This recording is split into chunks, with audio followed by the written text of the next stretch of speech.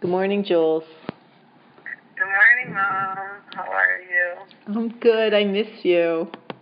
I know. I miss you too. I'm here in New York, getting just my morning started. And I'm here in New Mexico. Where are you? Yeah, I'm here in New Mexico. The sun isn't even up yet, but I'm getting up early to record with Jules before she goes to work. And I'm just going to interview my mom a little bit about ritual in the family and kind of also looking at how it changed with kids. And so, Mom, I guess the first thing I wanted to get an idea of really was what your ritual life felt like before you had children.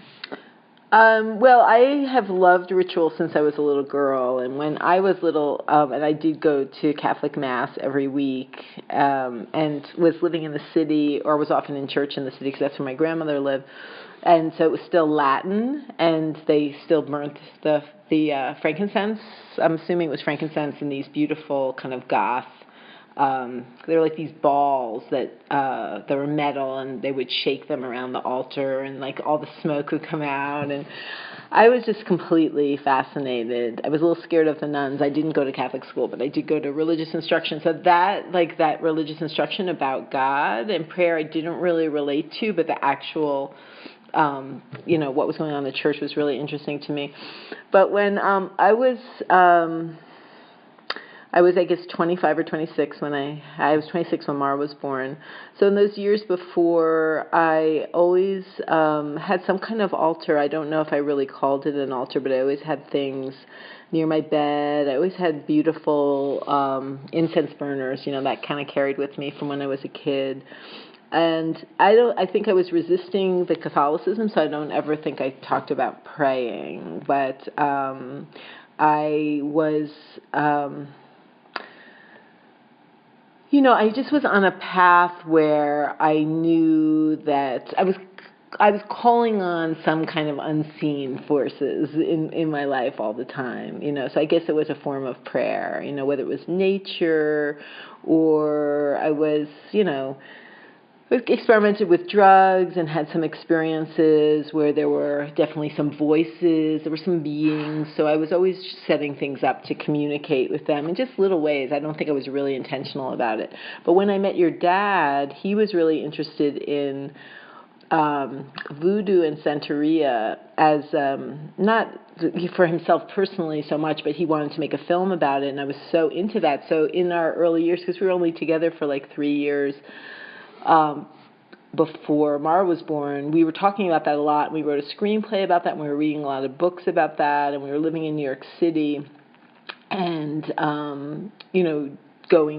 we never actually went to an actual ritual or ceremony, but going into the botanicas, and then there were always these prayers on the back of the candles, and, we just it was very chaotic, but we were just calling that into our life. And then right around the time Mara was born, I met a few Native Americans in New York through my job at this place called the Open Center, and they had a lot of workshops. And again, even there were like these New Age workshops, and these Native Americans were there. And I still didn't really get exactly what they were doing, but I just was so interested in getting into conversations, and so that was right around when Mara was born. So it's interesting that that kept coming up because it seemed very accidental. I got this job. I was just answering phones at the desk in the front office. So so I think that that was the beginning when I met those guys, those Native American guys, and I started to learn more specifically what an altar was and what a prayer was, right almost exactly around the time when I started having kids, to be honest, because it was all that time, like right when Mara was born, before you were born. And did you feel like you thought about how you wanted that to play a part in our lives? I think in the beginning it was really just the only way that I could keep my sanity. I was also started doing yoga when Mara was a baby too, which also was another thing. So that was like a morning practice. So that's like a ritual for myself. And I think that so I guess I'll just skip ahead a few years. I don't have to do it every minute, to the point when you were born, because when you were born, that was like my yoga practice was really strong, and your dad would go to work in the morning and very early, and I would get up with him, and before you guys were awake, and I would do my yoga, and I would light candles. And was starting to get into crystals. I met this woman who lived, like, we were living in the suburbs then, and this woman that sold crystals, and I used to go to her house, and she would do these, like, healing sessions and stuff. And I just think it was, it's like a no-brainer that I started doing this stuff with you guys. It's interesting, because I was in a class last night that was about building intuition and working with kids. And, I just think that you guys were just, thought it was all so much fun. You thought the yoga was fun, you thought the candles were fun, you thought the crystals were fun. And then we started spending, when you were born, we started spending the summers in Cape Cod, and we lived out in Truro, and we lived by the Hammett in that house. I don't know if you remember that, because you were really tiny. Do you remember that I house? vaguely remember it, and I know where it is. Yeah. So we were there, and your dad worked in the city. He would just come on the weekends. And, I think at that point, I remember there was a platform outside, and I would go out and do yoga every morning. And you have to, understand, how old are you? 26? Are you 26? Yeah. So, so not everybody was doing yoga like everybody's doing yoga now. It was really I had to really hunt it out to the yoga classes, and the fact that I would get up in the morning and go out on this platform was just like a platform that they had kind of in the yard down by the water. That was sort of like a deck, but it was just a platform. It didn't have anything on it. And I would go out there in the morning really early. Usually before you guys woke up, just because that was the only time I had, but it's become my ritual. And so I remember in those summers, we used to go out and pray to the moon, and there were some things that, again, that goes back to the Santeria and the voodoo time and those prayers, and kind of through that I started reading some stuff some African women had written, and they were women's rituals. And again, I wasn't really sharing them with other people that much, but so we would do the full moon, and we would go outside and say prayers, and sometimes we would walk in the Pamet if it was low tide under the full moon, which was really magical. And and so, again, I don't think I was still, having that issue about being Catholic, and you and your sister were baptized, which is kind of crazy, which is was my family putting pressure on me, but they were beautiful rituals, too, and I'm really glad, Nola wasn't baptized. That's another whole question. But so I guess I want to bring you into the conversation more, too. But I thought of something just a minute ago when I was talking to you. What was that? Oh, so the Native American stuff was going on. We were praying to the moon. We were walking outside, kind of making things. Oh, I remember what it was. So I knew this man that I had met at the Open Center, and I went to a few things, and he would call it Dance of the Deer. And again, I'm always like this. I was like this, up until yesterday. I do these things, and I really have no idea why I'm doing them or what I'm doing, and I figure it out later. So I went to this thing. It was called Dance of the Deer. It was like drumming. They taught us this very particular dance that sort of put you into a trance. It was like a meditation. And he showed all of us how to make these prayer arrows, which were sticks that you wrapped different colored yarn around and feathers, and you would put a prayer in them, and then you would put it someplace sacred and leave your prayer. And so I started doing that with you guys. And we have that great picture of you and Mara. Yeah, I remember the picture of me and Mara. And we did that that day. We were in Germany and we were bored and there was nothing to do, and I'm like, we're gonna make spirit arrows. It was Christmas time, and so so I guess I want to, and then by that point, then with the Santeria, I had gotten this book, this African woman's book, and she was it didn't seem not that I was opposed to witchcraft, I was sort of curious about that too, and paganism, but She was like more modern, but she was African, and she had a book, and it had like a book of different rituals that you would do, like if you had your moon or your period, or if you were praying for money, or if you were, praying for your ancestors. So I started to actually do the things in the book when you were little, and this is before NOLA, and then I made an altar. I had an altar in my office, actually an altar in my office, and I like kind of read there like the different colors and what the different colors meant and what the different crystals meant. And so I started to kind of put things together, like very specifically that I was actually praying for specific things. It became more organized. It became more organized, and I remember also living on Cape Cod that I had it next to my bed, and you guys had a babysitter who was like 12, and she was obsessed with the altar. And she was sort of goth, and, I think she thought it was so cool, and she was always asking me about it. So I remember it, like, it was all around that time, so it was definitely like maybe you were... Yes, it was probably like you were like 1, because by the time you were 2, then I was pregnant with Nola. So anyway, so whatever you remember about that. So I hope. Well, that's what I was kind of wondering about. If it's just an instinctual thing that kids are drawn to that kind of ritual and sort of this sacredness. Both I think that's what we learned about in neuro. When I was in college, so much about how something, like what makes something sacred and kind of like that juxtaposition. Mm. And I don't know, I think that I was always, from when I was a little girl, like my favorite thing ever, really, was to like go through your altar and like go through your like magic boxes of like crystals and weird little special beautiful things. And I just wondered always if that was kind of something that was just how I was, or if it's something in children that kind of draws them into that. Because I do think that you gave that to us at such a young age, so it's hard to know. Like I always loved those little rituals, or like loved kind of this idea of celebrating the full moon, or making even little fairy houses out in the woods, like a beach forest, different things. So I'm really interested in that in kids, if there's just automatically this kind of sense to want to make things special and kind of like honor them almost.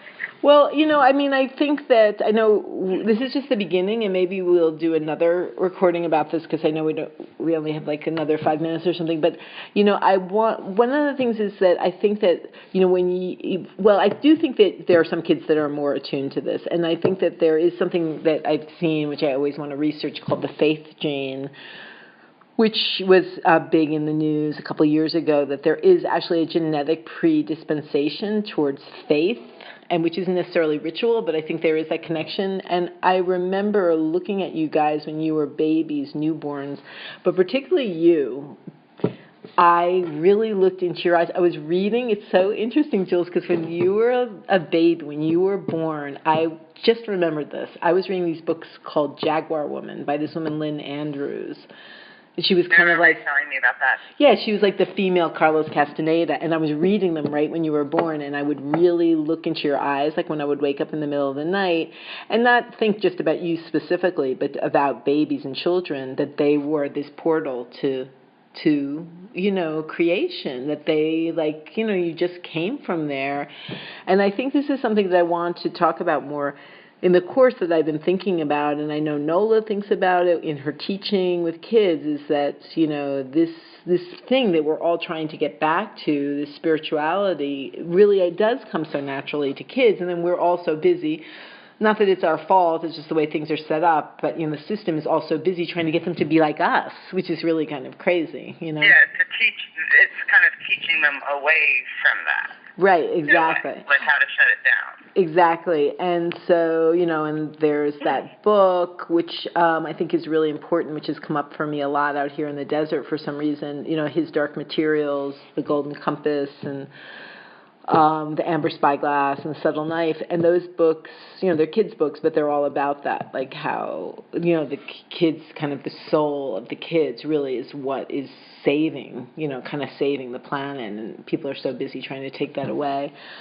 But the thing that I wanted to say about all that, I think you were definitely, I wanted to be a healer. You were also really attracted to other people in my life that were magical too, and you really engaged them in conversations. And I remember when you were a little girl, well, you weren't that little when we moved out of the big house. I don't remember how old you were, maybe like 4th grade or something. Okay. Yeah. I remember having to take apart your bed, just so everybody knows out there, Jules had this beautiful like captain's bed that her dad built for her that was kind of built into the wall, and it looked like almost like a stage. It had like this arch over the bed, and there were a lot of little places to put things away. And I remember taking that bed apart when we sold that house, and I was just crying because of all the magical little things like that over the years you had stashed away there. So did you have another question? I know we probably could talk about this forever. Well, I was thinking still about that, kind of the magic in kids and keeping that, because I just like a last note for me at least, and then I could ask you another question, but I remember so distinctly learning about auras as a kid, and I mean that, not everyone maybe knows about them or believes in them, but I remember learning at maybe like 10 or 11 that kids are supposed to instinctually see them, and then that you're taught kind of not to see them, and you're taught to focus on the color of like the person's shirt, or that it's trained away. And I just had this moment last week actually with the 7-year-old that I watched, and where he asked me, Jules, do you, like out of nowhere, Jules, do you believe in magic? And it sort of struck me, because I was like, yes, I do actually believe in magic. And he's like, I believe in magic too. And then he's like, I'm not even really sure why, but I know that I believe in it, which I thought was something really beautiful, because I think that we are really trained so far away from that that we have to know why and have these concrete reasons sometimes that why something is true. And just the fact that he doesn't even grow up in a family where they really have ritual as part of their lives at all, but just the fact that he's thinking about magic and thinking about how it exists in his world, I really loved. But I guess I just was wondering if there's any, in closing, if there's any ways that you felt like we responded in ways that you didn't expect, or if there were ways, either one you want to talk about, or if there were ways that we changed your, beliefs and practices and things that in ways that you weren't expecting. Well, I think that, I don't know if this is the answer, but I think it's definitely helpful for mothers or for parents in general, is that, it wasn't always pretty in our family. And I think when people see us together in kind of ceremonial, magical settings now, because we all like to hang out together, I remember this woman saying to Nola, I would love to have been a fly on the wall, like when you guys were growing up, and it must have been so, and it was just like, we had really, there were hard times, your dad and I broke up, and even when you were much younger, like I remember right around when Nola was born, we were having a really hard time, and like I didn't put out there to you, just the same as I didn't put out there to you about the way we, work together now. I never asked for you guys to be part of my rituals. You guys wanted to be part, and I felt like it was like the communication between us is what was really important. And I don't know if this is answering your question, but I mean, it's like that we were engaged in a dialogue. Like, you wanted to know about what I was doing, and I also, like, I would always talk to you, even though I wasn't always the easiest mom, and I know I was really strict, and, I definitely was the mom, but I always listened to you guys as if you were talking to me, as if you were an adult. I was always really, and that just came organically. It's not like I had a plan. So even if I was really stressed out, or I made, like something happened and I felt, if I yelled or whatever, I would always like apologize or talk to you about it. And so that same thing with the magical stuff. You, and I remember you in particular, but your sisters too, you would ask me about things and we would kind of talk about stuff. And so you would change me because you would always bring me back, to your world. And, yes, you went to regular schools and, life is hard, and I'm sure there were a lot of things that took the magic away. But that's why I think that when, I started hanging out in these, like, these indigenous, like, ritual, like, kind of special belief systems that we've been, like right out of, some of them like right out of the Amazon, like amazing, like in the last 5 or 6 years, that we like all of a sudden came back together as a family in a really strong way. I think it was that dialogue, that we were really open to that, even when we would, sometimes a couple of years would go by where we didn't have that dialogue. And so I think it was like the respect. And maybe it's because my mom was a kindergarten teacher. My mom wasn't easy either, but my mom was a kindergarten teacher that I was just taught that too. Like I always listened to you guys. I was really curious about what you thought just organically. And so I think that's really inherent. And then, but I want to bring it back, which I know we talk about in the emails. We like to celebrate. So even like a dinner party was a ceremony. So it wasn't just like this magic stuff, like it wasn't just the crystals and it wasn't just the ritual under the full moon. We really loved to come together, and we often had family dinners all the time, and we would sit together, and that was a kind of ritual too, So I feel like it doesn't have to be that fancy, but the fact that it's like a dialogue and it's respectful, I think is really underneath everything. Okay. Well, thank you so much for that, and I guess we're going to close here and just try and keep it a little shorter for you guys listening at home to make it easy, but we're really happy to share this with you, and I hope you guys are all having a really nice day. Yeah, lots of love, and we're going to be doing this every week. So, I'm having a conversation, and hopefully when we're in the same place, which we will be in April, maybe we'll do a video too. So lots of love, everybody. Sounds good. Okay, bye-bye.